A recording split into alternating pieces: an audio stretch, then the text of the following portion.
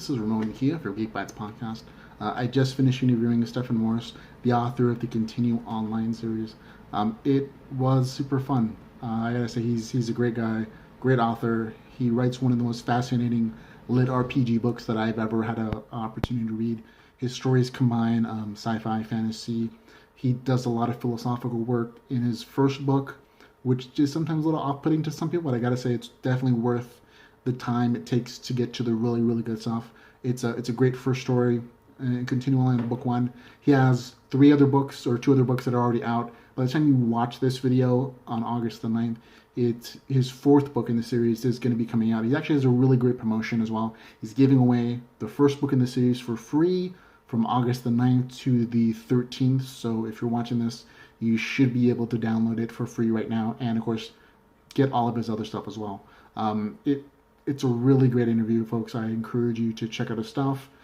We have links to all of his, anything place you can find him, including all of his author book links as well. But it was a fun. We talked about virtual reality. We talked about the reasons he does some of the things he does in his stories, what he wants for his characters. He gives a couple big hints as to where his stories are going, and he of course takes questions from the audience as well. So I encourage you to watch the interview, have a good time, go buy his stuff. Stephan, it was great talking to you, man. Hey everyone, I'm Ramon Mejia from Geek Bytes Podcast. Now in today's author interview, I have the pleasure of interviewing Stephan Morse, author of the Continue Online series. His series is actually one of the most fascinating in the LitRPG genre that I've ever read. His stories, not only do they have the great traditional LitRPG stuff, but they also have a lot of sci-fi content that really makes you think. He has love, psychology, action, adventure, and some really quirky artificial intelligences. So I'm happy to welcome you, Stephan. Welcome to the author interview. It's a pleasure to be here. Thanks for having me on your site and podcast. I'm looking forward to how this goes. Yeah, it'll be a first for us to talk to each other. I know you don't do a lot of press, so I'm happy to see that you're willing to talk to your fans and people like me who just enjoy your work. I definitely, I've always responded to any interactions I get on my website, and I'm sure we'll talk about it later. But it's my favorite thing to do so far, next to writing itself. So definitely nice to get some feedback from the fans and kind of communicate with your community. I get that. Definitely. Can you tell us a little bit about yourself for people who don't know who you are or your works, a little about yourself and your background? I can give you the basics. I'm 32 years old. I consider myself a child of the west coast of the United States. I've lived pretty much everywhere and slowly ended up in the Seattle-ish area. I don't want to give away too much, but I definitely like it up here. There's less sunshine except for today. Nature doesn't like me. And it's always a hard question to answer to tell about yourself, I can write character backgrounds, but not me. Don't look at me. I hear it kind of almost feels like you're trying to figure something out for a dating website. Like, oh, I like long walks on the beach, playing basketball, and just wanted to find the one person I love. Yeah, God help me if I ever had to do that. It would just end up being me slamming the keyboard and gibberish coming out. But yeah, definitely, I attribute most of my vocation where I am to all the moving that I've done. I ended up in something like 13 different schools growing up before I landed in junior high, and books constant companion. So kind of only became natural that you read 7,000 books and you want to try writing one. So yeah, absolutely. When you and I are just about the same age. I think I'm about a year older than you. At the time when we grew up, the internet wasn't really a thing quite yet. Like, it was around, but it was really hard to get into. Like, you were typing special commands on your computer still, so it wasn't quite as ubiquitous as it is nowadays. So finding online friends in chat rooms was a little bit harder. So sometimes those book characters were closer friends than other people. Definitely. I used to run off with books and go hide in the yard with two dogs and just read while laying on one of them. That's how I pass time, because my internet at the time, dial-up, is a terribly, terribly sad thing. Yes, I still wake up from dreams of that dial-up sound, just and it's a traumatic experience. Especially if you have some modern kids, some little youngster who tries to use a dial-up modem, they'll go crazy and they'll start throwing things at the computer. Yeah, my son does that with his iPad, and every time it starts slowing down and he's mad at it. I just laugh madly, like, you understand nothing, child. You don't get the struggle. We had to deal with kilobytes. None of these megabytes, kilobytes, my friend. Right. I still tell people the excited days when you switch from 1 meg to 2 megs and you got to flip out the little cards. Yeah, and Palm. Sorry. Okay. That's a little bit about you. Are you a professional writer? Is this all that you do currently? No, my main job is nothing to do with writing. I'm actually a number cruncher for the government. I won't share what because it's a conversation stopper and people stare at me like, I don't know if I could be friends with you anymore. My dad disowned me. No, just kidding. You just see like the glaze go over their eyes and, their mind starts to wander. Yeah, but I work a lot with databases for my main job. So needless to say, there's plenty of time for the imagination that you would not get in any other job. So it's helped. Well, that makes sense. Kind of makes sense. Reading your work, I'm like, there seems like there was a lot of background information that I'm not getting, but it makes sense throughout like 1, 2, 3, your book. It's very consistent. And it kind of makes sense if you're used to working with databases and numbers and everything kind of working together. So good job. Yeah. I have like 6 spreadsheets of information that just doesn't matter. It's the main character. And I use it to keep my notes on point, but it just never shows up. Yeah, they're like names and formulas and equations that you use to calculate things. And I hear you. Yeah, that's it. Okay, can you tell me a little bit about your actual run? You have 2 series, I believe, Continue Online and Royal Scales. Can you give us a little bit of summary of both of them for people who've never read it? Continue Online is the main work that I'm sure we'll be talking about a lot today. So I'll be quick on that one. It's a LitRPG, which is a tag that I didn't know existed when I started writing it. So it's virtual reality, near future science fiction, artificial intelligences, and the main character who's got a love lost and tragic past, and he goes through his depression spiral. And we pick up this series with him trying to come out of that with the help of those around him. So that's Continue Online is dealing with what I consider an actually scarily realistic scenario that could happen for all its logic flaws. So I tried to get those near future things, and I had a lot of fun with it. Royal Scales is an urban fantasy, so you have elves, you have shape-shifting wolves, you have vampires, and then you have everything else that survived. So I have modern society all integrated with these species, and then the main character who doesn't fit, of course. So that's been fun. And then I have 3 other little series that are started on my website, which I'm sure we'll talk about. So I have one called Fragments of Aeon that I'm starting, which is like a martial arts Crouching Tiger, Hidden Dragon meets Cthulhu horror. Yeah, it fits perfectly, and you can, if you're a big fan of the online work and reading stuff for free, you've probably seen the genre before for cultivation and gods and all that. Oh yeah. It's my take on it. And then I have a superhero fiction and the follow-up to Continue Online, which I'm working on, called First Regards. So it's going to link between this series and the next one, which is further out in the future, one of these years. So I have lots of projects. Yeah. You seem like you write in a lot of different genres. I'm just starting my own personal LitRPG story, and I'm finding it interesting and difficult and challenging all at the same time. But you're writing like was that 3 or 4 different genres I counted? I think it's 4 technically, because Regards is the same as Continue Online. It's all virtual reality science fiction. Okay. Sort of. And I read all these genres, and I want to give something back. I want to have a unique twist. I want to tell my own story in these settings that I love so much. So that's cool. So you've actually read LitRPG stories before? Oh yeah, pretty much everything that's on your list I've been through. I went through about 1/3 of them before I even found the list, and then I started clicking on other stuff. So this month I think I've been through like 18 books in the genre. Plus, there's a ton of good stuff out there. It's kind of the reason I put a recommendation list, because I was finding so much, but I couldn't find more. So it was like I was just researching on my own. And I thought, well, if I'm having this problem, I know somebody else is having an issue, because these stories are super addictive.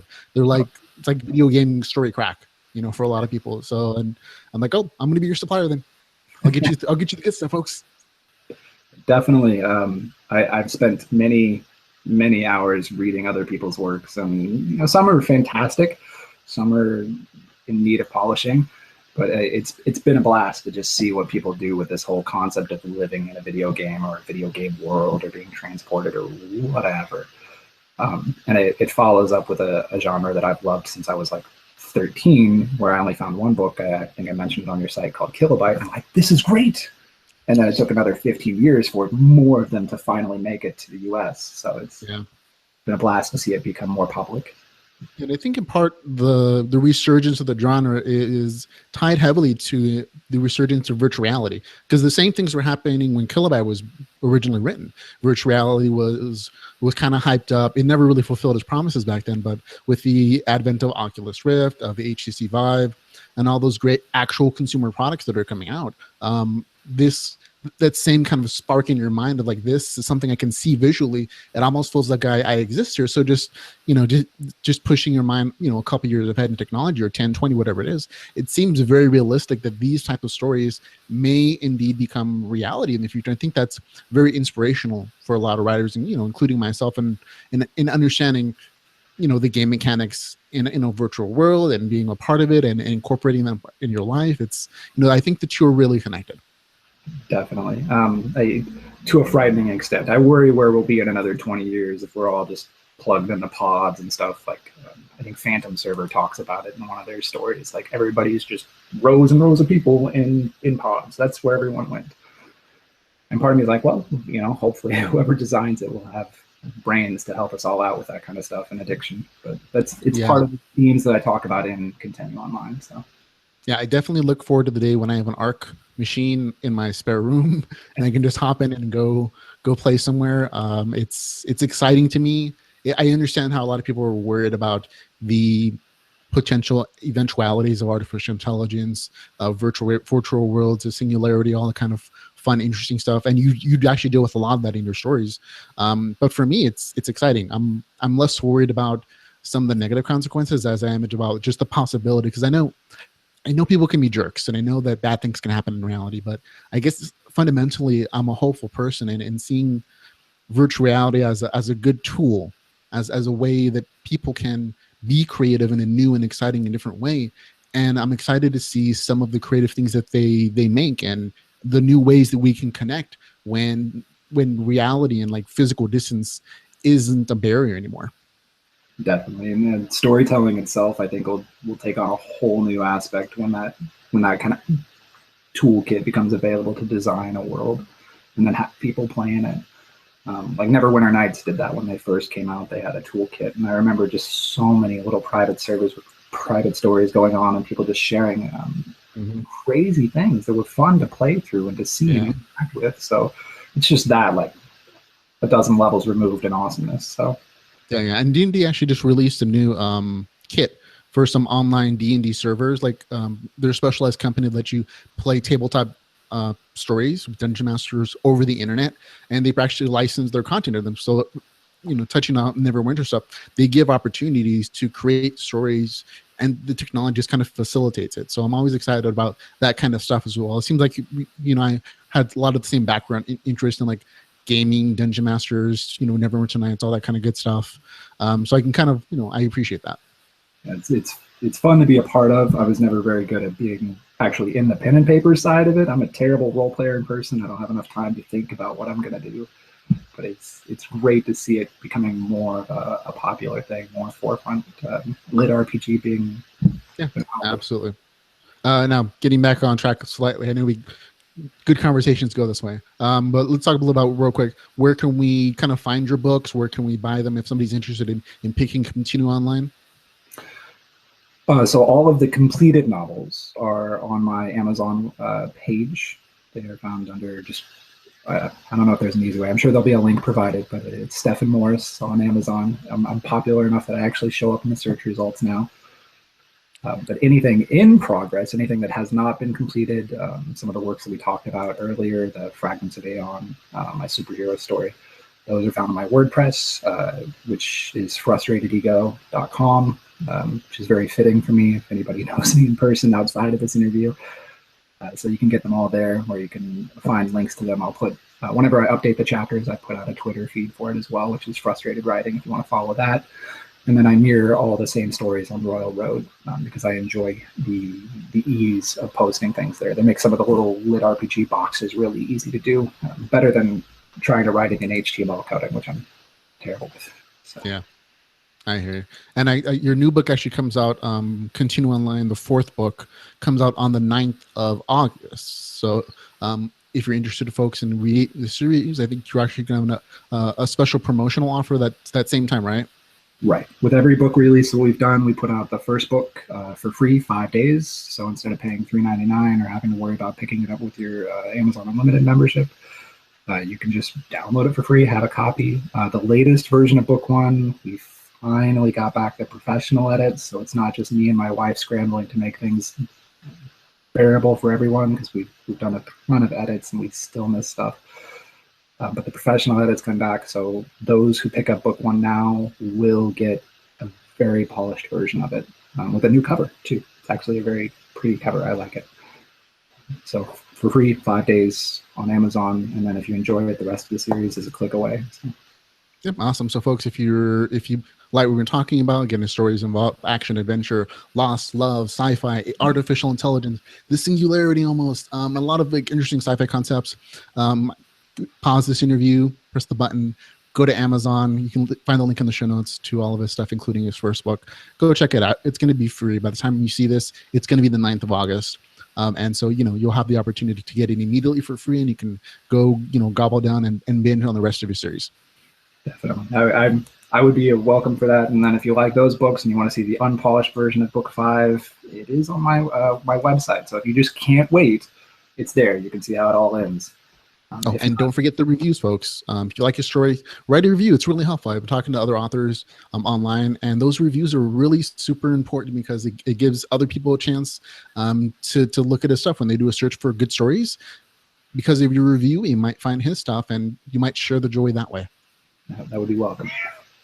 Okay, now we're going to go back into your story. A bunch of great questions about your characters, genre stuff. Let's talk about Continue Online. Your main character is Grant Legat, I think it is. Can you tell me a little about him and why he's so special to your story? The question's hard because I have to play up a character who is, when you read him in the first book, he's in a very bad spot. But his personality is unique enough that I can, through him, give something completely new to the LitRPG genre, which is the philosophical side, the psychological thrillers, the kind of mind messing where you have a person who isn't video game heavy going into this world and experiencing these all super realistic situations and reacting to them. So I was able to take him through that sort of a background, which I'll probably rewind and recap here in a moment in my rambles. So I apologize, everyone. But he gave me a vehicle to be something new, a character with a very, very distinct personality that I enjoyed writing. It was also very depressing, the first book. Oh my gosh, I'm sorry, guys. It is kind of depressing, but at the same time, it made me connect with Grant a lot personally. I've dealt with depression. I've dealt with suicide and a loss of love. I'm married currently, so I can only imagine how horrible it would be to lose the most important person in my life. So I could really empathize with Grant a lot that way. In the book, you do a lot of groundwork for the other books in their series, and without that, I think you would lose a lot of the flavor that's kind of spread out through the series. So I mean, even though it does get kind of emotional and a little bit depressing because these are real issues that people are dealing with, and especially your character, it made it different, especially some of the psychological and philosophical questions that you kind of ask in your first story. Yeah, it's book 1. When I was originally writing it, I did not expect it to even take as long as it did. I thought it would be half the size, if that. And then I started getting into one of the characters, William Carver, and my grandfather died at the same time, which was very painful because I was closer to him in some ways than I am to my own father. Nothing personal, Dad. I love you if you're out there. But we have this character who is a fighter, and Grant trying to step out of his own depressive past, and the story just kind of took on this aspect of how do we make this guy go out with a bang. So book 1, while it has its sad undertones, I think it ends on perhaps one of the best notes in the entire series. despite my attempts to reach that kind of high. Like I loved the ending of book one intensely as a writer, and I would reread it and I'd be like, are you sure that I typed this? You know, and book one, if you're new to the series and you find yourself having a hard time with it, read it all the way through to the end, see if you enjoy that final moment. The payoff is wonderful. I gotta say, even though when I talk to people about the first book, their usual complaint is that there's not enough action, and that's valid. It's not an action story in the first book. You definitely pick up the action in books 2 and 3, without a doubt. But that first story is just it feels like you're peeking into someone's most private moments in a lot of different ways. Like the moment of talking about Grant's depression, his feelings about his fiance, his relationship with his sister and his niece, and the emotional conflicts that come along with family. And one of the most beautiful things I think you did was that you created virtual characters, artificial intelligent characters within the Continue Online game that kind of forced him to deal with his stuff in a very unique way. Can you tell me a little bit about how the voices helped Grant kind of deal with that situation? It was very deliberate because Grant as a person needed to be prodded by an outside source, and that's the way that's where he was at as a character. And I guess I should explain for anybody who didn't know. The voices are AI personifications that watch over the game, and each one has a different role. So Grant's first one that he runs into are popular for most people. So we have like a voice of longing who watches across the ocean, a very beautiful on a pedestal, literally, woman. We have a temptress, and then he goes on past these, and I've had people tell me that makes no sense. Go for the one that looks hot. Well, that's great. That's not Grant as a character. That's not Grant. No, not in the morning. Anybody else, I could have done it, but not Grant. So he finds somebody that he really resonates with in the aspect of James, who is a voice who literally is designed to poke and prod people. And in the close of book 5, the interlude halfway, he has a very revealing moment where he talks about, from James's point of view, what his whole purpose was. So once you get there, you'll be like, oh, hopefully this is what he was doing. And it's like, oh, that makes sense. All that stuff. Yeah. So I laid out these different voices, found one that he worked with, and kind of invented a lot on the spot, because James didn't exist when I first started writing the notes as a person. But he fit perfectly. He was somebody that forced Grant to ask questions or answer questions if he wanted to move forward. You know, you want this, answer this, say it out loud. I can tell if you're lying or not. Tell me.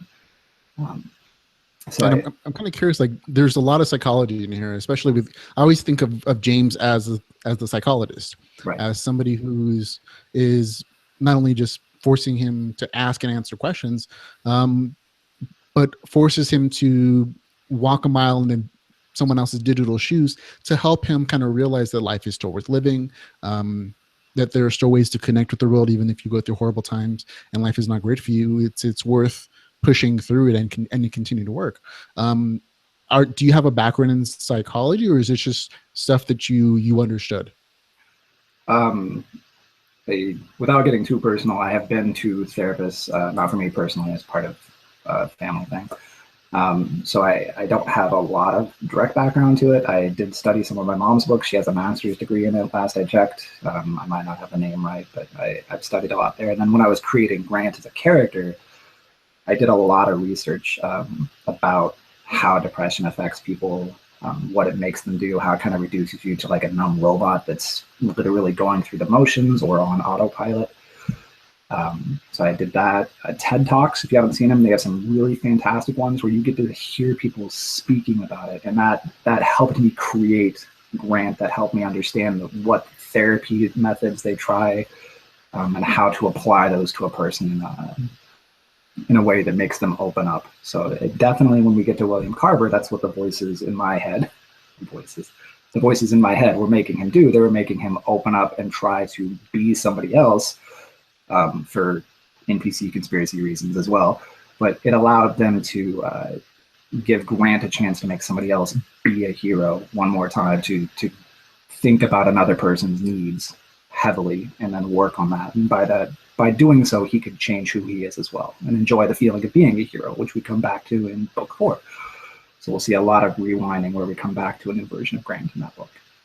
Yeah, and you kind of do that in every single one of the books. You have him walk a digital mile in someone else's shoes in every single, but I think it's really well done because it creates interesting story opportunities. It creates, without starting a new series, without like spinning off into another side story, you get the main character to do these weird and unusual things that I never would have thought possible, except in this circumstance, because you've already set it up with the William Carver and then sticking him into these different like non-player characters, like these other people's like characters.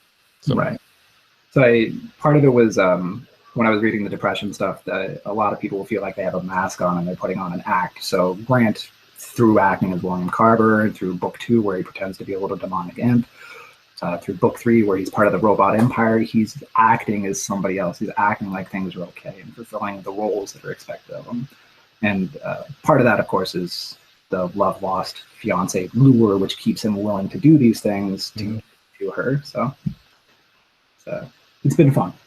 Yeah, they're really interesting. Like I said, they're definitely fascinating to me, especially the unusual past that you kind of have Grant go through it. I think they're, like I said, at the end of book 2, I was a little concerned because he becomes his really overpowered character, and I was curious as to where he was going to go as an OP character. But then you just spin him off into the space world in book 3, and it makes sense. So I'm happy to see that you're doing interesting things with Grant. He's a beloved character to me again because I personally dealt with depression and suicide in my personal history. So I when I was reading this, I'm like, I had to stop a couple times and put the book down because it brought up emotional moments for me and like reliving, those feelings in a sense. And I think you did a wonderful job of kind of connecting with that kind of situation very well without, sugarcoating it, without minimalizing people's feelings or the way that they're emotionally connecting or acknowledging and the effect it has not just on the person, but also in the people around them that love them. So, wonderful job on that. Well, I'm going to move a little bit off the depressing subjects a little bit. LitRPG is the genre of books that the Continue Online is written in, and that to me is like a game world, and there's like stat building levels, things like that. That's LitRPG to me. What does LitRPG mean to you, and how did you kind of get into the genre?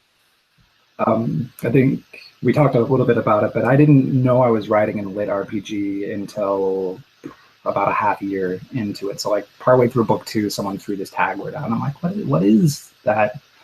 And apparently it's just literature that follows a literal RPG game. So I went, okay, that's weird. I thought I was writing a virtual reality story. I guess the two are connected. Yeah, I didn't realize that one fell under the other. I guess it's fantasy and urban fantasy. They're all kind of the same umbrella term. So it's an interesting, and I apologize, I forgot the original point of your question. Oh, no, I was just asking what LitRPG means to you, which you've kind of defined already. Game world, virtual reality to me doesn't necessarily need to be a part of the mechanics of the world. LitRPG to me has like 2 qualifications, and a lot of people, it's not a defined genre in any sense of the word. It's kind of a mish together for a lot of people. But to me, when I'm reviewing a book for LitRPG, I qualify as LitRPG if 1, there's a game world. Doesn't matter what kind of game world, as long as it's explicitly stated that it's a kind of game world with game mechanics in it. And 2, if the character levels up or if he progresses in some sense, those are the only 2 qualifications. You can have any other sci-fi, fantasy, urban fantasy, apocalyptic RPG world kind of stuff, cultivation, whatever other things you want to mush into there. It's still LitRPG as long as you meet those 2 qualifications. To me personally, game world, explicitly stating there's a background mechanics that if you wanted to figure out, you could. There are like the bath rules and whatever there is.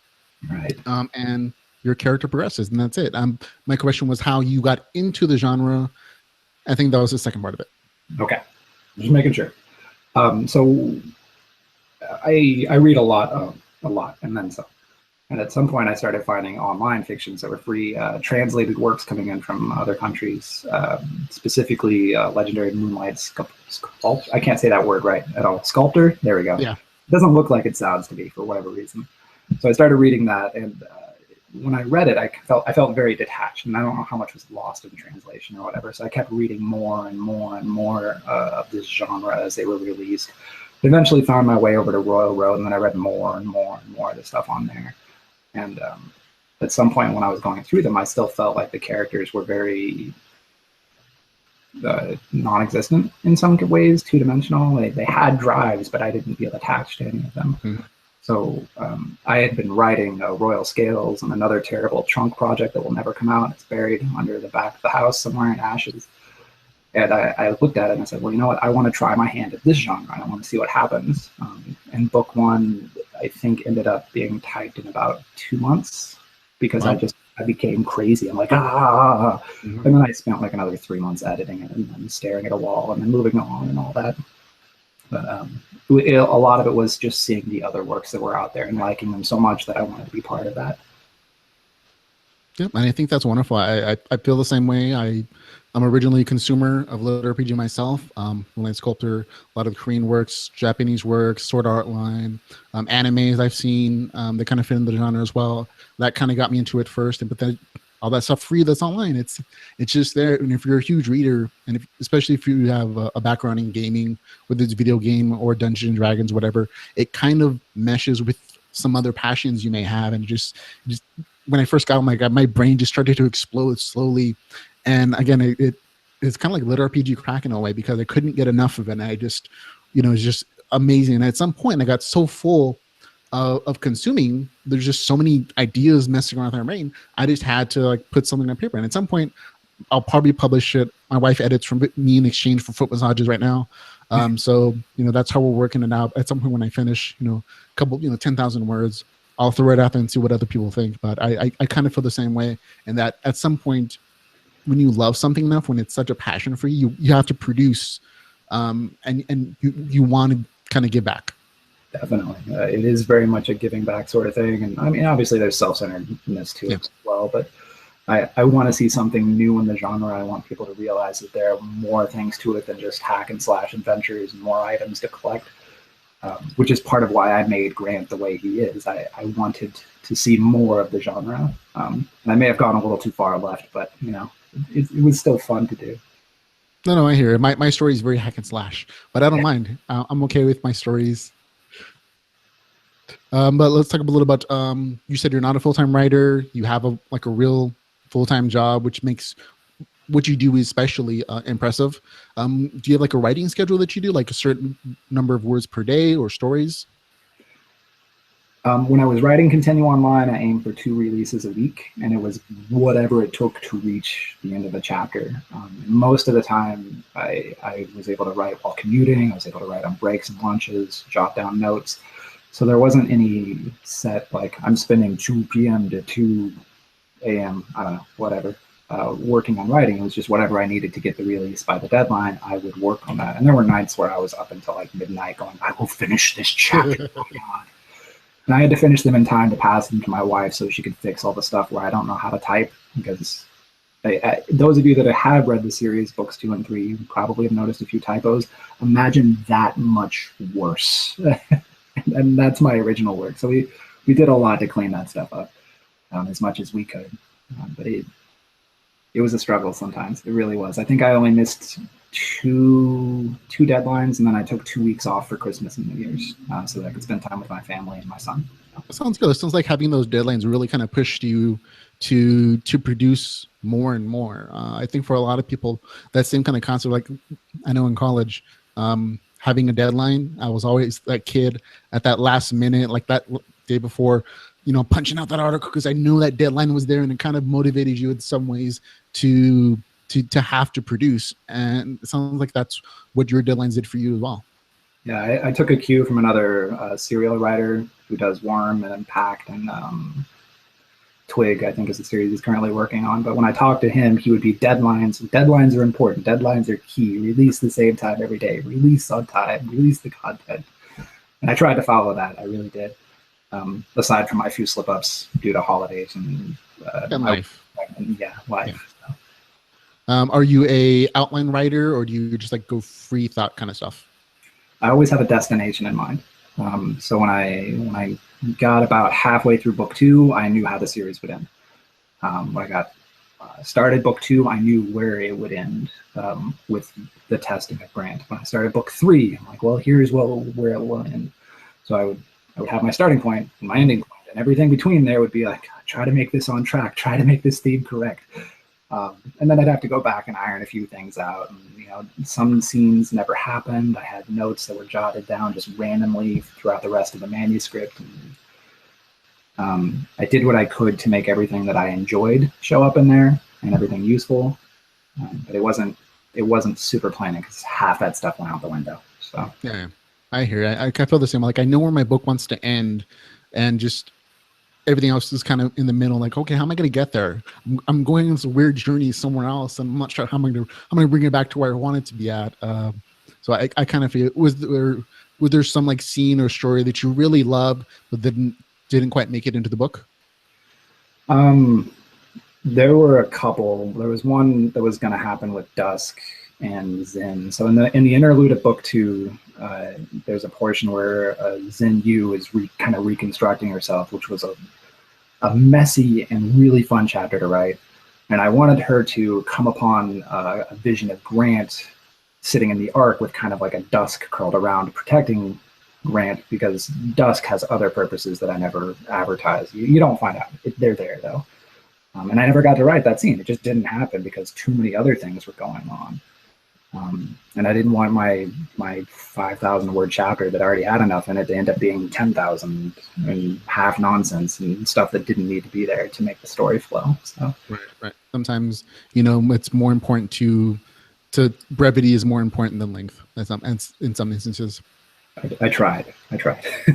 Well, that actually sounds like a really touching scene. It almost seems like one of those scenes from the movie Ghost, where like Patrick Swayze is like hanging around his ex-wife or his wife, and he can't really communicate with her. You can still feel that emotional connection between the two. It almost feels like that in a little ways. Yeah, there was definitely some of that just because of Zin's nature as a being in the machine. So, and you'll see more of it at the halfway point of book 5. I don't want to spoil that part. I mean, we can if you want, but no, I'll wait till it comes out and I'll purchase it too. Yeah, if you read the prelude in book 1, we finally get back to that point halfway through book 5, and hopefully that scene people are just like, that's the goal. I don't know. I was when I wrote it, but I'm self-absorbed. What do I know? Well, I'm looking forward to getting book 4 out, reading that one, and book 5. I tend not to read things online, just because I'm less likely to like purchase a book if I already feel like I've read the story. Right. So I intentionally have to like not read spoilers once I know that the author's like publishing things. So I'm gonna wait until you actually publish book 5 before I go and see it. So I'll be patient, but I'm looking forward to seeing what you mean it by. But let me ask you, what you've been a writer for quite a while now at this point. What's the hardest thing for you about writing? All of it. There's not, and when you try to prepare me for the questions, there was one that said, what's the easiest thing and what's the hardest thing? And the answer to both is everything. Because when I would sit down and write, I would struggle to make realistic characters. I would struggle to get through an action scene. They're nonsense to me. And I would write them out and I'd look and be like, wow, this part came out and this part didn't. And it felt like it was an equal struggle. Some days it was just sitting down and saying, I need to type the rest of this scene or I'm never going to reach the part that I want to type. All of it was hard. If I were to pick one thing, it would be the editing, though. That's the hardest thing. And the easiest thing, I think, was reading people's comments. I've loved them.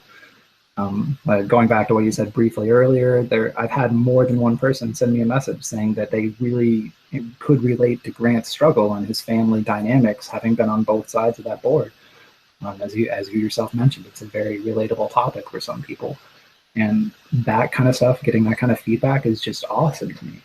I mean, I'm still not going to change the story. It is what it is. Okay.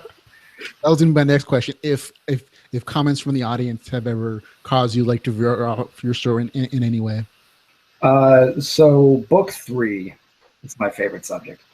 Book 3 has had a lot of criticism across the board. And part of it's because we're switching from a fantasy virtual reality to a science fiction virtual reality. It still keeps the same characters. So my brain's just like, whatever, it's the same. But book 3 didn't really exist until like the last 2 chapters of book 2 were written. And I looked at it and I'm like, well, I can't go from here to here. And then I started looking at a lot of commentary, and there were people that absolutely loved Hal Powell as a character, who's been a blast to write as well.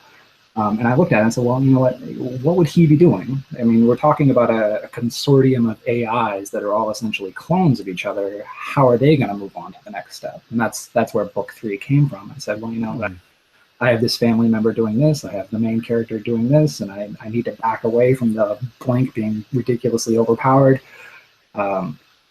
which it was. And book 3, as a result of all those comments, my own judgment on the work as well, it did happen.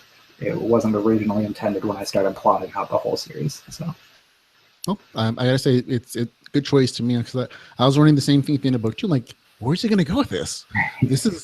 This is an interesting place to kind of stop at, and I had those same questions about being overpowered, because at that point I think a lot of authors just get stuck and they stop writing. But instead, you just change the scenery. Like, okay, new world, his old stuff doesn't exist. We're gonna tone him down a little bit. Make them start over in a way, but it still progresses thematically about trying new things, taking that digital smile in someone else's digital shoes, making him learn through by forcing him to experience new existences, and so it fits to me. I personally don't care what kind of virtual game world he lives in. It's still LitRPG to me, and I know the author of the Omega series did kind of the same thing. He had book 3 and bam, fantasy realm. He went from the opposite direction of sci-fi to fantasy, and it works every time because they're the same characters you love. They're just in a new setting, and you get opportunities to tell different types of stories that you wouldn't have if you just kind of stuck to the same old stuff.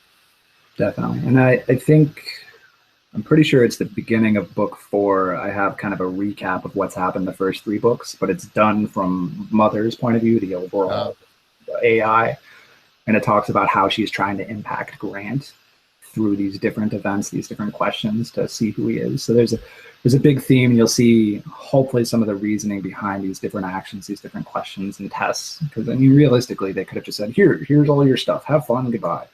But that serves no purpose. So they use Grant through the NPC conspiracy to achieve multiple goals, to not only take one person and improve him, but to achieve their own ends and to test out new things as well. So, yeah, there are definitely some real interesting themes running through your books about like artificial intelligence, how much can we trust programs that we've created, whether or not they're going to have our best interests at heart or their own kind of goals and ideas. It's in many ways, it's very similar to like dealing with adult children. Like they're their own entities now. Even though you've influenced them through your initial programming, they're going to do their own things, and sometimes those aren't going to be things that are beneficial to you necessarily in a lot of ways. And it also does like with a singularity, like the technology that ARC uses, that the virtual reality pods you have in your story that allow Grant to jump into virtual reality, they're actually mapping his brain and creating a copy of his mind, which then infers like, okay, well, what if the body dies, does that virtual mind then live on within the game world, which is where we come up with where you come up with like Zen, his fiance, kind of having that second ghostly life possible within those game communities. I'm gonna let you in on a big secret that not a lot of people have noticed. The series is called Continue Online. So I'm gonna leave it at that because I don't want to have too much obvious spoilers for book 5. But you're right on the money with what you're saying. I definitely agree, and hopefully everybody will enjoy the rest of the story with those kind of things in mind. So, okay, folks, so you heard it here first. He's giving you a hint without giving it away, hopefully. But let's move back into a little bit of some of the other things that you've written. You're writing a series currently. Do you think it's challenging to write to kind of set that series as opposed to like a singular story? Yes. Okay, there you go. Yeah. And I've never been good at short stories. I've tried a couple, and they're also buried somewhere with my first work. They'll never see the light of day because I just don't feel confident in them. And it gets hard because, especially when writing first person, I like the character so much that I want to see him or her reach the end of their story and their situation. So for Continue Online, when I looked at it, I said, well, I've got to reach here, way, way, way over here. and how do I get there? As we've talked about before. So writing the series aspect of it's been tough because I want each book to have a purpose, a point. So it's getting to that stopping point, like I did with William Carver's issue at the end of book 1 with the whole Red Imp and Requiem Mass. I have to stop myself not to say his other name. Yeah. So it's each book has a purpose in my mind, an adventure they're going on, a stopping point, and writing that as a series and then picking up with the next book. It's been tough because it feels like there's a flow, but I'm not writing it that way. I'm writing it as a serial and releasing it and then bundling it. So finding a balancing point is hard. That is interesting. I hadn't thought about that because, from my point of view as the reader, I'm not reading it as a serial. I'm reading it as encapsulated books. 1, 2, 3, 4, whatever. And so there's 3, 4, 5, 6, 7 months, whatever it is, in between each one of the books when I pick it up as the new one's released. But from the serial point of view, it probably makes more sense just because you're writing every week, you're publishing every week. And so the story continues on in a very linear and connected fashion. So I can see how some of those editing choices in where do you separate my story from can be quite challenging. Definitely. Like the beginning of book 3 was a little bit weird because we're getting into a new game. We're trying to pick up where we left off from book 2. So when I was releasing it as a serial, I'm like, this chapter is bleh. But I needed it because when I was going to bundle it as a book, I had to pick back up for anybody who had read it for 3 months or 4 months or whatever. So I apologize. So you needed a place for someone who's not read the other books to start off and get some kind of understanding of like what you're talking about. Right. So book 4 will have a little bit of that as well. There'll be like 1 or 2 chapters where we're picking back up with returning to a fantasy world and the consequences there. And so you'll see a little bit, and I apologize, and then the plot picks up, and it's no. Yeah, those housekeeping things are really important, even though they seem a little tedious as a writer. As a reader, I find them super important because sometimes it's been like a year since I've read the last book, and I've kind of forgotten some of the details or some of the names, and it really just helps put you back in the place like, oh yeah, that's right. This is who that guy is. This is what he's going through. And then after those 2 like little housekeeping chapters, bam, go full throttle on the story. And it's important even if it is tedious. Right, I agree. So let's talk about books. You said you love to read a lot. Is there anybody that's really been influential to you, or any kind of interesting LitRPG stories that you would recommend to other people? Not specifically LitRPG that influenced me. I will tell you the voices were influenced by Piers Anthony. He did a series called Incarnations of Immortality, where you have normal people fulfilling divine roles like death and war and all that stuff. So that inspired some stuff with the voices. Neil Gaiman's prose and how he's just all over the board. That guy inspires me, and I'm very jealous. Within the LitRPG genre itself, there's definitely a few that have stood out in my mind, not necessarily because I think they're the best piece of writing ever, but because they offer something that was new and that I enjoyed. And in a lot of ways, they kind of brave to come out first. So I've been really enjoying the ones that are translated from, I think it's Russian, is where a bulk of them are coming from, like the Mirror World series, the Way of the Shaman series, the first book in that one. Despite me disliking the whole prison trope, I love the story as a whole. So that's been fun to read. I'm a little less in love with book 3, but the series is still has my devotion for another book or 2 at this point.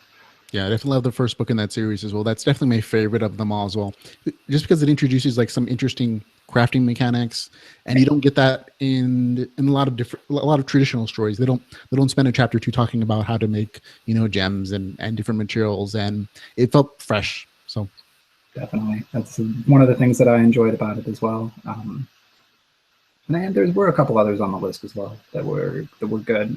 The Phantom Server series is kind of fun, simply because it's sci-fi and it talks about like storing your mind elsewhere and stuff. So as a person who's kind of writing that mind mapping thing, I was like, oh, okay, let's see what they've got. Is there anything in here that lines up with what I'm doing? I like that. I like my story. Yeah. With a unique take, of course. Yeah. No plagiarism. No, obvious. Yeah. Which is what's called inspiration. Yeah. I mean, everything's influenced by something at this point. But I believe Continue Online definitely did offer something new to the genre. So I felt satisfied with that portion at the end. Oh no, absolutely. You're like I said, your works are fascinating, and I think they create a nice little niche in within the lit RPG genre about psychology. There's a lot like I said, I said it before, a lot of interesting influences from science fiction and some science fiction ideas that kind of incorporate in the story. It's not just action. It makes you think, and I think that makes it really unique and interesting and fascinating for a lot of different readers. Yeah, I had to have life outside the box, which is Yeah. something missing in a lot of lit RPG books. Once they're in the virtual reality, that's all That's for the rest of the series. So I made sure that didn't ever become too far away. Yeah, he does spend a lot of time outside the story, which is important because in any realistic setting where virtual reality exists, nobody lives in the capsule full time. I mean, unless that's the world, like the Matrix or something. But if you have to earn a living, all that stuff still has to play a part of your life. And I think you do a really good balancing act between the stuff in game and the stuff out game, and everything being equally important because you have a lot of different people trying to poke and prod Grant in certain directions for their own agendas, whether it's just family or work or the NPC conspiracy or whatever it is, and it makes for a much fuller, deeper story. Definitely, and that was part of the goal, and I'm glad somebody got that result. So if anybody else out there got the same thing, yay, success! Goal achieved. Yeah. You can give yourself a nice star. There you go. Pat on the back. Yeah, I'm not self-centered at all. I think all writers deserve to be self-centered because they're bringing stories from their mind onto a page, so it's okay. It's allowed. It's part of the creative process. The creative process feels like a train wreck sometimes, but it's fun. I enjoy. I guess I'm the person who slows down on the highway to watch the train wreck. So it's a fun journey to that train wreck. Thanks. Okay. I'd like to talk about a little bit about some of the business aspects of publishing and being a writer. You self-publish, right? Yes, I do. What do you think some of the good and bad points of self-publishing are? At this point, I would say the good point is the ease, the sheer ease of getting the work up there. Amazon's KDP program is, and I don't want to sound like I'm a fanboy for Amazon, but to an extent I am. They make it very simple to press buttons, fill in blanks, upload your file. So that, to me, appealing wise, that made more sense than figuring out how to write 50 form letters and approach a million different publishers and so on. Because the idea of sending my stuff out to a publisher has stopped me from writing more than once. I'm like, I could write this idea, but then I would have to sit in a slush pile somewhere, and I don't like that idea. The bad side is you have to do a lot of your own self-promotion. Generating revenue to pay for actual good edits is not an easy process. I got really lucky with Continue Online. It just happens to be LitRPG, I guess, is an it topic right now, compared to, say, like Royal Scales, which is a story I love, but it's nowhere near as popular. So you get to see a lot of different aspects when you're self-publishing. You get to watch your own numbers. You get to see it grow. You get to track yourself back on weird websites with strange lists of your work. So it's exciting to see that kind of stuff. I'm ashamed to say it, but every morning I get up and I check the numbers to see what happened, just because I'm really nosy and I like seeing what's happened. And then I close it all out and get to writing or to work or whatever. Yeah, but you're also a numbers guy, so those things seem like be important to you. Yes, more than they should be, but yes. Yep. So yeah, I love self-publishing personally. That's the route I plan to go. But a lot of other options. I think the traditional route of like having a mainstream publisher is daunting for most people, and they have to be selected from a business point of view because they can't invest all the money for editors, marketing, all that expensive stuff for everybody, which is sad. I kind of like the middle ground as well between like just self-publishing and a traditional publisher like Inkshares. There's a gentleman I interviewed like not too long ago he joined the Inkshares contest, and they kind of do the middle ground. Like if you can kind of prove that you have enough people who are willing to pre-order your book, they'll dedicate the time and resources to edit your stuff, to publish it and in print and digital, and to do artwork and kind of give you the whole shebang. So I think that middle ground is also pretty popular for a lot of people. It's just that, again, you have to prove that it's worth their time to do so, and they make you do that by having pre-orders. And if you can't at least make that 250 I think pre-order like minimum, then for them it's not worth their time, and that makes sense from a business point of view. But I like the fact that there are all these different options, whether it's Amazon self-publishing or somewhere else self-publishing, or doing the traditional route. For me personally, I kind of like the idea of self-publishing just because, again, it's easy. Anybody can kind of do it. You're just submitting forms, and whether or not it does well or not, Amazon doesn't care. They're just taking a portion of your profits from your sales. So they're more than willing to take the time to, put it out there and to host it, for you. So I think that ease of use is in part is also what makes LitRPG an emerging market, because the LitRPG community kind of fits with self-publishing so well, and it's inexpensive, and more people are willing to kind of take the chance of writing and putting something out there, because there's not a barrier, for this kind of stuff. So I love it.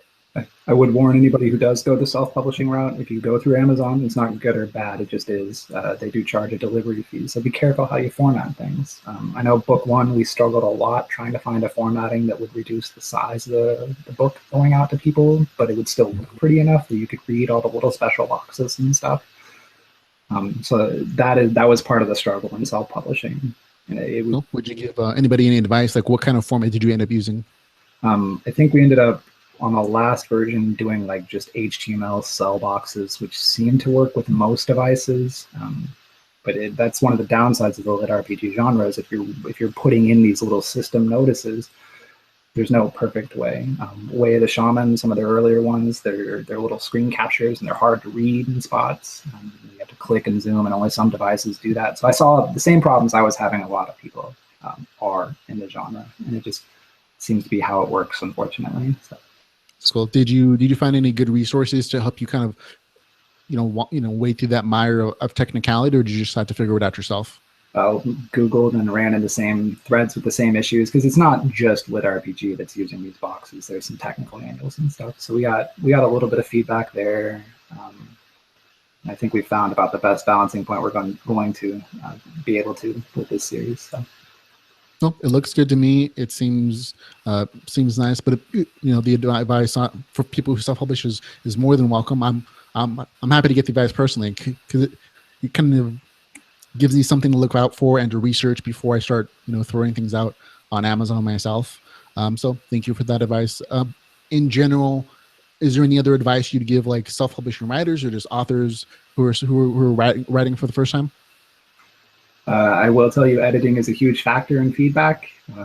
Having watched my own reviews, I feel they're justified with the scores they gave, but be as on point as possible with your typos and mistakes and stuff. I read a lot of self-published work myself. Some of them are good. Some of them are very challenging to get through because their typos are worse than anything. And that's, if you are going to go the self-publishing route, if you want a piece of advice, either find a dyed-in-the-wool editor and have them go through it, or be spot on, because that will hurt you if you're not doing it right. So absolutely, those reviewers will say, "Oh, this guy needs editing help," and that'll like bring down those scores, and people just want to read, because those little, even they seem minor, and as you're writing, you don't notice them because you're just like in a stream of writing consciousness, and you write so much sometimes that it's hard to go back and find every single little thing. But as a reader, when those little spelling errors or those grammar errors, they kind of like little pokes in the eye, and they kind of disrupt that flow of reading thoughts. So I understand how important it is to have a good editor, or to have a nice spouse who will edit for you in exchange for foot massages. Whatever you got to do, guys, it's an important step. And I actually also recommend trying to find some community who would help you with editing. Like Rural Road is a great place to find comments. They're more than happy to point out any spelling errors or grammar errors you have. If you read the comment threads there, you know what I'm talking about. Or just find like some beta readers, people who have read your things in the past, or friends who are more than willing to take their times, or readers who want a sneak peek of the story. Go look at those people. And oftentimes you're going to find people who are willing to, do a run through, and they'll point out an error or two. And then because you have a group, you find a lot more, because, it's community thoughts and processes. That's part of why I did the serial releases, because I wanted to get those beta readers essentially out there. I wanted to expose myself to the public, so it wouldn't be so nerve-wracking to just go from nothing to self-publishing. It helped build a fan base as well. I know a lot of people who read it on Royal Road were like, yeah, I like it enough, I'll go pay $4. And it gives you an idea of whether you're on point as a writer, what challenges you may have, retaining attention, all that kind of stuff. So anybody who wants to self-publish, if you're comfortable with it, I do believe the serial format has a lot to offer. Absolutely wonderful. Now, you recommended Row Road as a place to put your stuff, and you also do, I think you have a WordPress page. How did you get people to find your stuff, though? Did you do any advertising, any marketing?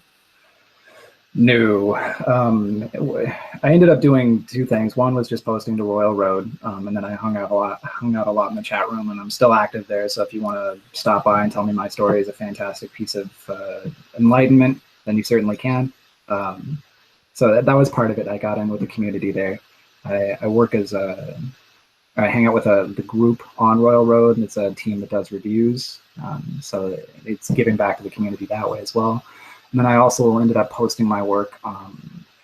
We're asking to have it linked on a site called Web Fiction Guide, which is related to top web fiction. They do serials as well. So there's a lot of stuff you can find over there. But that would give me more attention to the WordPress side. And then people started posting chapter updates to Reddit for me every now and then, and that generated traffic. I didn't really do much myself besides reviews for people who put up the work, comment when people asked questions. And unfortunately in that, I'm a little lacking. I kind of wish I had committed to or applied for these contests like the ink shares and so on. I'm envious of the gentleman who wrote Ascend Online for doing that. And he actually did the ads as well on Royal Road, or someone paid for him. So there's a lot to be said for self-promoting. If you can find time, it helps. Yeah, it absolutely does. I mean, you're doing it now with me. You're reaching out to your fans of the community. So it's worth the time.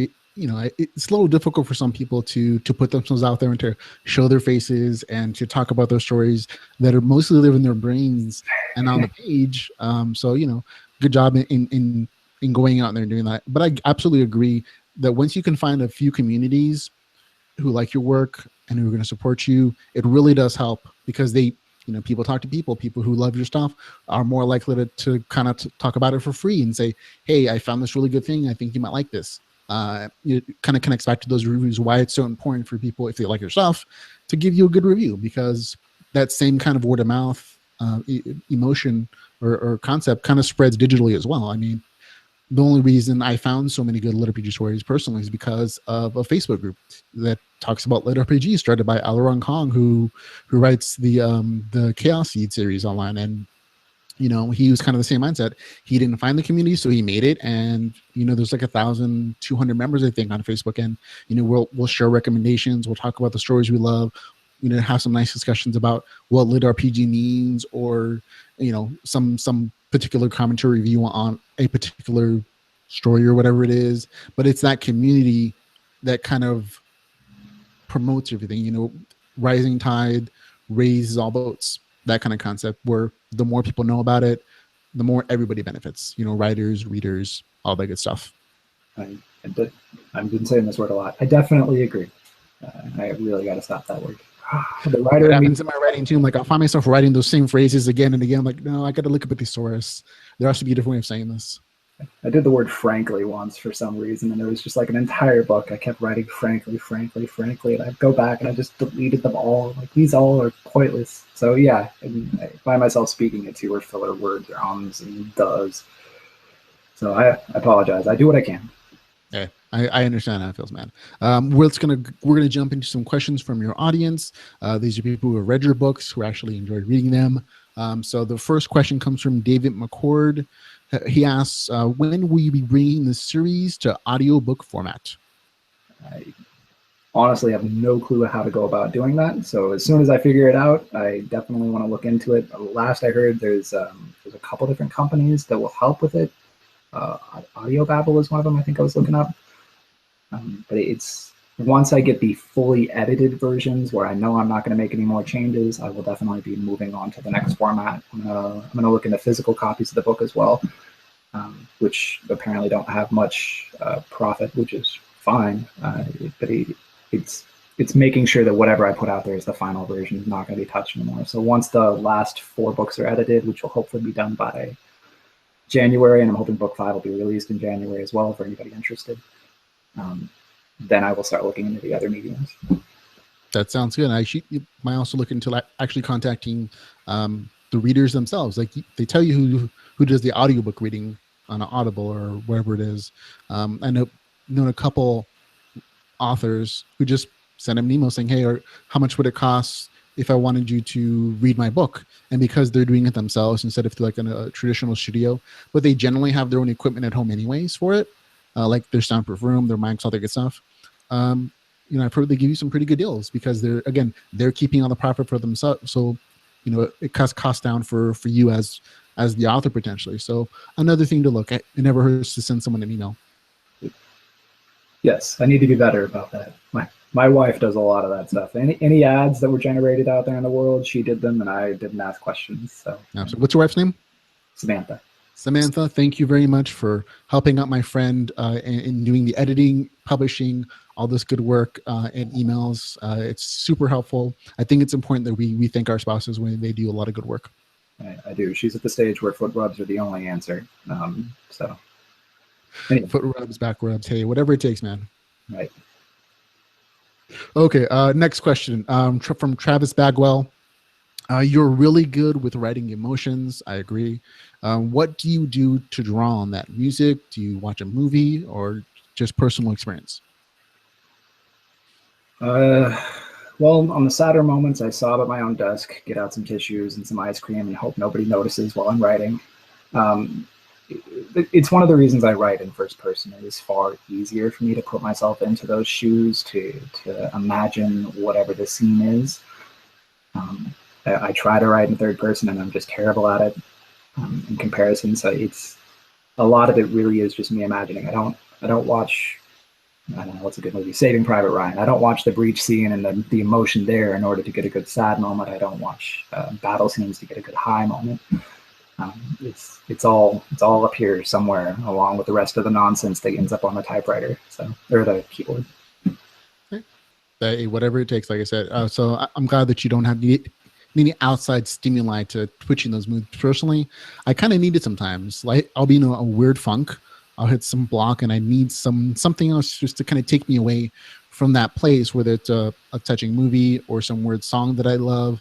I find music actually does it a lot for me. Like certain pieces of music that I listen to at certain points in my life, when I listen to them again, they'll take me back to that place. Like if I was into this depressed mood because I worked with this girl and I need that moment again, I'll listen to that song and it emotionally and mentally kind of puts me back there a little bit. So that helps me. And I think that might've been what he was talking about for him as well. Cause he's an author as well. So music has a big part in the writing process for me, but it's not the emotion side of it. It's trying to see things from Grant's point of view. I would read a lot of poetry and stuff like that, just to make Hal Powell work correctly when he starts quoting Shakespeare or whatever nonsense the robot's going to be doing. So I read a lot of stuff to fit, or while I was writing about the characters, I listened to stuff while I was writing about the characters. But to me, it was kind of like a detached, absorbed, like I'm doing this, and then my brain was still getting into the set of the character. So maybe I misrepresented it earlier when I said it was all up here. There are still stimulus coming in. It's just I'm not really aware of it. I'm just trying to refresh myself. So, if that helps. Yeah, that makes sense. For a lot of writers, I think it's the same way. So I think it touches people. These are some of my questions now. The main character, Grant, walks the virtual mile in someone else's shoes in all 3 books. What is each journey meant to teach Grant, whether it's William Carver, the Red Imp, and the Mechanoid? It's not necessarily teaching so much as testing. I think earlier in the conversation, we talked about mind maps and how they're sitting inside these ARC devices and it's recording everything that's going on. So James is presenting Grant a situation where he can learn from it.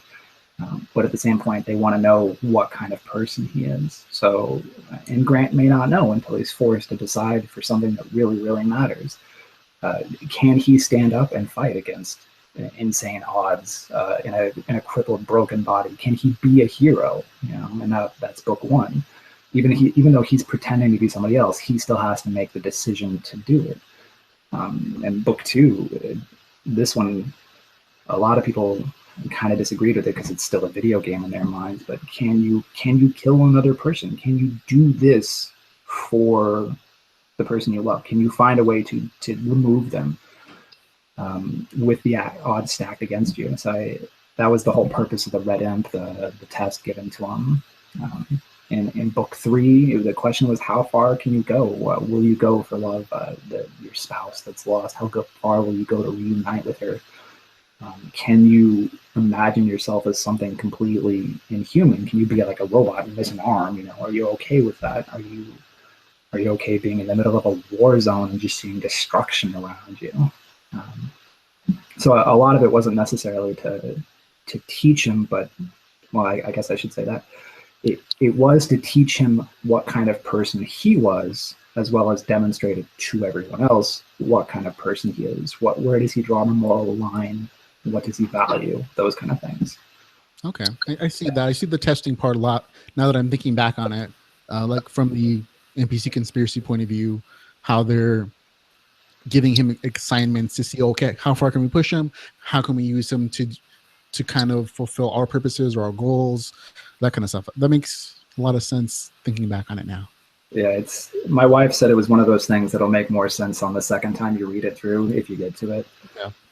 And I can mention that when you're talking about testing for extreme situations, you do a lot of training on things like, in my mind, Zim as an example. She was training to be a pilot to go to Mars, one of the first colonists. And if you've read along with the series, this isn't new to you necessarily.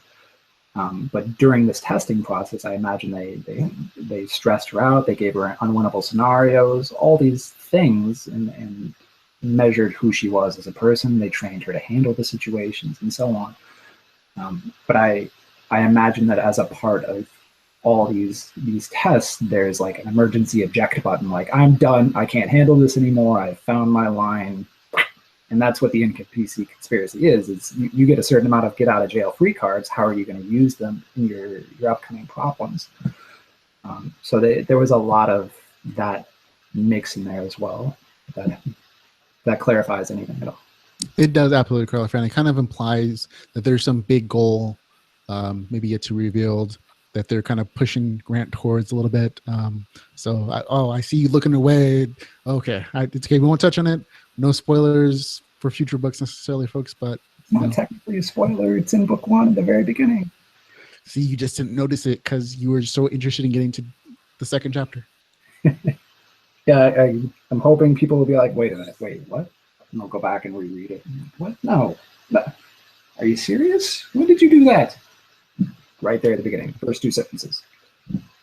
Good foreshadowing. I gotta say it takes you by surprise. You got to read a book a second time. That's what it is. You want them to download that book a second time to go through it again, isn't it? Yeah, I enjoyed Fight Club for the same reason. You know, halfway through the movie, you're like, what do you mean you're Tyler Durden or whatever? I'm hoping for the same effect. And you get to the halfway point on book 5, and you're like,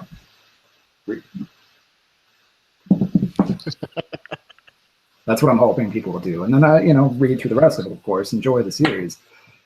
But we'll see how it works out for everyone. We'll see how that pans out, right? Okay. Next question. This is a little more, this is off literature so much, but it kind of touches on the themes that you've talked about in your stories. Do you think we live in a virtual simulation? I hope not. Gosh, there was some concept I read forever ago, and it might have just been an anime gone wrong because some of them get crazy, where it talks about how like everything around you is only imagined by 6 people. You know, the world doesn't really exist. Your brain is off in cyberspace. And there's a good portion of me that's like, what if that's true? I have a coworker who is absolutely terrified of concepts like that, like terrified and attracted at the same level. This is the most horrifying thing I've ever heard. Go on. And I have to, as a person, I'm just like, whatever. I don't know. I can't do nothing about it either way. It's not like I can turn right, hold my fingers up just here and get this special secret code that no one else knows about. So if we're in a virtual reality simulation, darn. Yeah. Like these programmers aren't that inventive. If this is what they decided to just program my life about, thanks a lot. But I gotta say, when I've heard people like Elon Musk talk about it, or just like Plato, realities and illusion kind of things. And after reading LitRPG, I'll admit I yelled like status screen to see if something would pop up. or do you see if I get a stat screen or something? I went through like 20 different variations to kind of test it out just in case, if, that's me though. I kind of like the idea of that. If this is a virtual concept, can I find the cheat code? Can I look at the code under the matrix to see how to bend reality possibly? Yeah, I'll admit that I've tried to throw fireballs and failed. But I think most geeks who have been in it for too long, or whatever you want to term yourself as, have tried something similar. just who knows? Yeah, I mean, no one's watching. It's okay. Dance like you're alone. That I love that concept. It's just, go do things, try it out. No, but it never hurts to try and to fail. You learn something either way. It could be the Truman Show too. Absolutely, that could be the thing. Pick somebody more interesting, please. Or make me more interesting. Give me a better script, whatever it is. Yeah. Okay. Next question. Will artificial intelligence pose a threat to reality or humanity in the future? What's your take? Well, I debated this a lot while writing Continue Online, because one of the common themes that you see in almost any fiction is the minute AI becomes self-aware, it sneaks into everything, chaos ensues, and we all die. Terminator is a good example. We're all doomed. Skynet comes online. And I looked at it and I said, well, that doesn't make much sense, because a program's going to do whatever you design it to do. And if iRobot is a good example, the remake or the original Heinlein book. They talk about the 3 laws of robotics and how those can lead to logical errors and stuff like that. So I looked through all of these things and I said, well, this still doesn't make any sense to me. Like, if you're designing an artificial intelligence, you don't just like go here and plug everything into it and then tell it to make a conclusion. That's silly. So when I was designing Mother, the voices, all the other AIs that are in the game, my take on it is that they're more organic. That they're basically grown. You start out with this, you explore your world a little. You start out, you explore your world some more. And I believe that if we do truly end up designing an artificial intelligence of some sort, it's going to follow the same sort of concept. It's going to be something that you teach a little bit at a time. It makes conclusions and so on. The question is just going to be, how do we treat it? And if it is capable of any sort of independent thinking, how we treat it will affect what happens. And I have a chapter with Mother where she talks about how it was like when she first came online, the creators that we see in the very beginning of the prelude of book 1, and how she interacted with them. So I've got my own beliefs and hopes. But worst case scenario, I'm hoping it's like 60 years down the line and we're good. You're like, I'm dead, hopefully, and I wanted to deal with it. Yeah. So I actually think you talk about you initially bring up those same references, I think in book 3 with Hal Pal and Grant talking both in game and out, where he's like, I've read that AI fiction, and so we're gonna take it cool. We're just gonna peek around. We don't want humanity to know about us yet because they're gonna think we're evil and try to destroy us. So we're just gonna be on the DL right now, on the down low, and we'll see how this goes. We will see how it goes in book 4, definitely.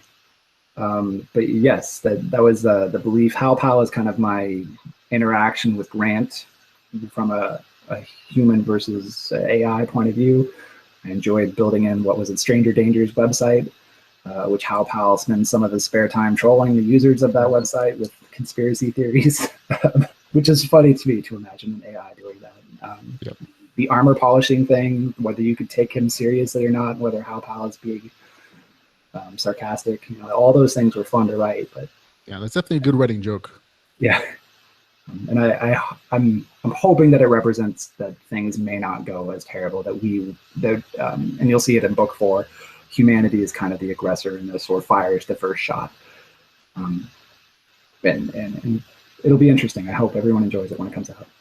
Yeah, I definitely have the same kind of hopes for technology and artificial intelligence and virtual reality. I'm kind of an optimist in that way, even if it's naive. I hope good things come from technology. I hope good people do good things with these things, and that things we create can help people. So I kind of like that theme of your story, that these aren't inherently bad characters, artificial intelligence. They can be good, they can be bad, they have their own influence. Just like, your children, you teach them, they go off and they do their own things, and sometimes it's, it's totally irrelevant to your life anymore, and sometimes they do bad things, and it's a balancing act. But like you said, whether or not artificial intelligence, if they become self-aware and independent and can do their own stuff, how they treat humans is going to depend on how we treat them. Like any creature in the universe or any kind of sentient life form, their output's going to be what we inputted them. Whether we treat them poorly, we try to kill them. Yeah, they're going to try to exterminate us back. That's the underlying theme of, like, what was it? Terminator Resurgence, whatever that remake was. Doctor Who shows up and says, "Hey, I'm Skynet. You try to kill me first, so I try to kill you back." It killed me seeing him in a time warping position in a different. Anyway, yeah. I saw that first time I saw him. Like, hey, I know that guy. Yeah. What do you do box to your universe? Mm-hmm. But I mean, timey-wimey stuff is always fun. Yes. Do you actually? This is a side question. I just thought. Do you throw in like side references into your stories like that, like Doctor Who or some other genre? I'm pretty sure there's a Zelda reference somewhere in the beginning where one of the guys is, "It's dangerous to go alone. Take this with you." So, yes, I do throw in references to other things. It's my geek nature. I can't help it. I try to make sure that they're oblique enough that they're from Grant's point of view and not just me clearly geeking out while writing. You'll see it in some of the chapter titles as well. So, but yes, that does happen.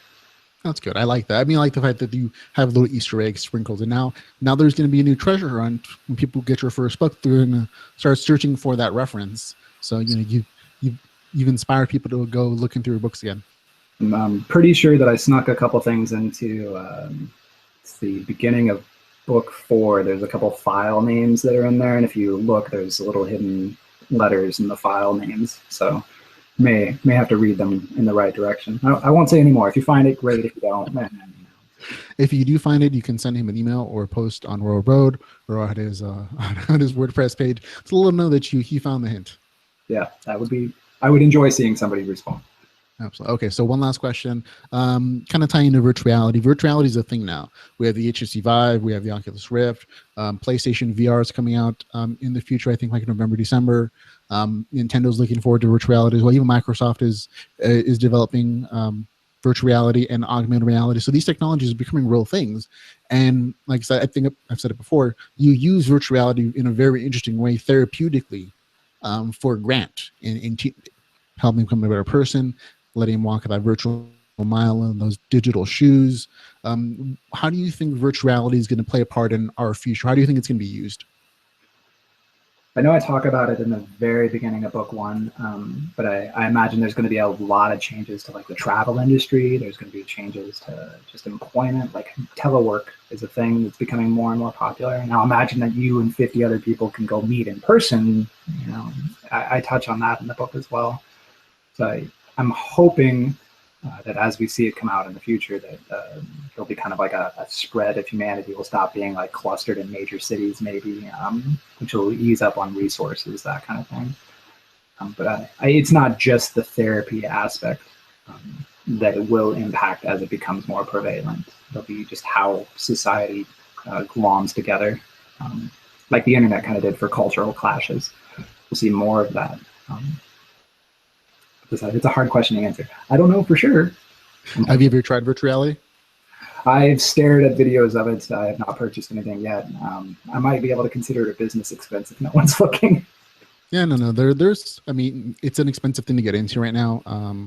I've done the pricing models myself. I bought a Gear VR and the appropriate phone to go with it, and I think that's the cheapest entry-level way to kind of get an experience of virtual reality because it's not tethered, it's super easy to use, you have a little thing on the side to use for controls, but it's completely autonomous. So I think as an entry-level experience, that is great, but like the real Oculus Rift stuff, I had the SDK Model 2 for it, the second beta version, and it was beautiful. It was just amazing to move around in a virtual world, and now they have their wands that you kind of interact with.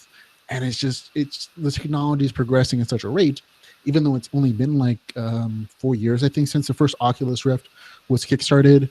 And, John Carmack was, blowing it up at Comic-Con or DoomCon, whatever it was.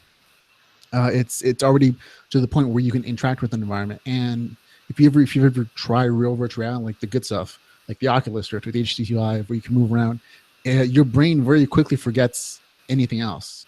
Like even though it's not, even though you can't really touch things, you quickly forget about that aspect of it. It's so immersive that anybody who ever tries it, I've never had an experience where they're like, oh, I don't get it. Everyone's always like, oh, this is the future. And you just see those fictionalized stories, which is what a lot of LitRPG authors use, kind of projecting what it's going to be in the future. It's always super exciting. And I think a lot of the stuff that you use in your stories is a very real possibility of becoming true, whether it's virtual tourism or telepresencing, or the way humanity can interact with each other on a very different level virtually. And they don't have to be closer together. They don't have to be in big cities, because you can be anywhere in the world and you have a good connection. At least you can telepresence in virtual reality to somewhere else. And I think in a lot of ways, in that aspect, it'll have the same impact on humanity as the first car did. Those vehicles made distances less relevant. You don't have to have cities or towns that were a couple miles apart to be functional. They could be hundreds of miles, and because of transportation and automated horse, it became a viable option. That's the hope, that it becomes more than just a video game, and helpful to society as a whole. There were two things I was going to say. My brain just stopped. Sorry, even if it's just a video game thing, I'm still happy personally. Yeah, I mean, even if it is, I'm probably going to wait to get anything like the Vive until the next generation or two. And my second child is hopefully at least 6, because he Hercules apart. My first child Hercules apart every headset I had. So no expensive toys until later in life, or I have a high enough shelf that they don't know how to get to. So. Kids will find a way of testing out your equipment's, breaking limits. The other thing I worry about, like you look at these interactive things, and I did it with the Ark as well. There has to be some sort of limit. You can't just sit in a bed all day and dial in, especially. And this reminds me of my other point. So one was I'm going to wait to buy the Vive, or Vive, or the whatever it is. The other point is just the sheer realism that's going to become more possible as time goes on. We're talking like, your video game now, Warcraft 1 was just a bunch of little pixels moving around. Warcraft 3 is like 3-dimensional pixels you can zoom in on. I saw, was it Dota had a VR version or something like that? Yeah. I'm imagining like being down there playing this game in first person, and the characters aren't real, but they're no longer on the screen. They're here, doing stuff. And the next level is going to be like slobber on my face as some orc tries to eat me. And that's why I have Grant react the way he does, because it's no longer just something detached on a screen. Right. Click away a monster. It's this thing is eating me, and the adrenaline rush and the panic, and maybe the wetting yourself, whatever it is at that point. So as it gets more real, it's going to be more terrifying. And I worry that humanity will become more detached, because in a video game you could just click it off, I'm done, I'm okay, it's just a few hit points, whatever, I gotta go eat some burritos now. I'm sorry, I love burritos. It's my go-to food choice. You should always enjoy your burrito, folks. Yeah. So I worry about what the realism will do to humanity later on, and I hope that we see those other features I was talking about, just to make life easier, to go on tours, to explore scenic locations that you couldn't afford to normally. And I hope we see more of that than just monsters eating our faces and not losing touch with reality as a result. So we'll see. I hear what you're saying, and I those concerns are completely valid, especially in the light of the immersion that virtual reality has over traditional video games. Killing something in virtual reality is much more disturbing than it is in on a flat television screen. And so there should be concern, and there should be conversations to have over that kind of content and influence. The most interesting example of how immersive and how mind shaping can be is I use the Gear VR, which is a portable device you put in your head, no cords to it, just a phone you strap in, with my niece, who's like 4 years old now. And it was a game where you're learning how to speak Spanish by interacting with a teddy bear. And, he points at different things around the world in the room in this virtual environment, and he says the word. And when she says it, when he clicks on it, they could move on in the story. But she was so immersed, she just kept trying to grab with the bear. And for her, it was not distinguishable between reality and the virtual world. Like when we took the heads off her, she had to go home. She's like, but I want to play with the teddy bear. Where'd he go? And it's one of those things that that small snippet of an experience, it just kind of tells you how impactful virtual reality can be, because it does for your senses. When you fall off of a building in virtual reality, you feel a sense of vertigo. You feel like you're falling. Your body is full in having those same sensations. And as far as like scary moments go, there's an Alien game that came out. I think it's called Resurgence. I played it in virtual reality for a little bit, and I couldn't handle more than 10 minutes of it because it was so intense. Like that slobbering alien orc thing happening, it happens in the game. Oh. You have headphones on, you don't hear anything around it. You look around, you have the meter, it beeps with the alien going on, and it's a survival game. You're not trying to kill it. So maybe that changes the aspect of it, but you literally feel quite scared in that dark environment looking, because when you look around, unlike a regular television screen, when you look to your right, you still recognize you're in the real world, but in virtual reality, anywhere you look is virtual. And so that level of experience really does add a level of scare and pee your pants moments for some people. That's visual only too. That's the stuff you're talking about. So when all these other lit RPGs out there, you add smell, you add touch. Yep. Please no smell. There's a game company who makes smell-o-vision where they will add odors. They little spray at you in virtual reality, and that's quite scary to me, because I can only imagine the weird smells people are going to program in their games. Oh man, yeah. So it'll be interesting to see what happens. And don't get me wrong, I'm willing to face off against the slobbering orc. I'll do it. Yeah. And I may not sleep right that night, but I'll do it. But if we start accepting that as the norm, I worry what'll happen. And I think your worry is concerned. But for me, I'll get in the hopeful side of this. I look forward to the opportunity to experience other people's lives, because for me, I think empathy is effective. It's one of the most important human traits that's possible. If you can empathize with somebody, if you can walk a mile in their shoes, you can learn so much about their lives, their experiences. And virtual reality gives you the unique opportunity to literally walk in their shoes, to go around virtually in third world countries or in places that are war torn. Even with like the limited technology we have with 360 cameras and videos, it's extra impactful. And to have virtual experiences where you can be a goat, or you can be a villager, or you can live in space, or you can just experience something that you would never have an opportunity in your real life. I think the possibilities of expanding our understanding of the human condition and other people's lives is almost limitless. And I think that's especially important to do as technology progresses, as we become physically less interactive. I think that'll counterbalance that and give people an opportunity to connect with other people in that way. Yeah, I mentioned that in the very beginning of the first book. One of the guys is talking about going on vacations with his wife, who's thousands of miles away, yet he can still enjoy a volcanic seaside and then the bed later. I'm hopeful as well that sort of thing becomes more of the norm rather than a casual disregard for any sort of life. And that's why I wrote the voices the way I did. That's why I wrote a story that wasn't combat focused with Grant, because I'm hopeful that that's not all we'll see when virtual reality does become more prevalent. It takes whatever the next generation step is. So, I agree, hopefully. Yes, I think secretly you're a hopeful person, even though you keep bringing up these concerns. So I'm gonna label you as hopeful. You have these other options, yeah. And we'll keep it a secret just between us. Yeah. Okay, that all the questions we had from the audience. That's basically the end of the interview. I appreciate you taking the time out of your busy schedule. People can find you at firststudego.com/continue online for that story, but you have all your stuff there at your main webpage for WordPress, I believe. You don't have a Facebook, you have a Twitter, and you have your other social media connections there as well. We'll make sure to include all the links to everything, folks, in the show notes for this interview and on geekbytespodcast.com.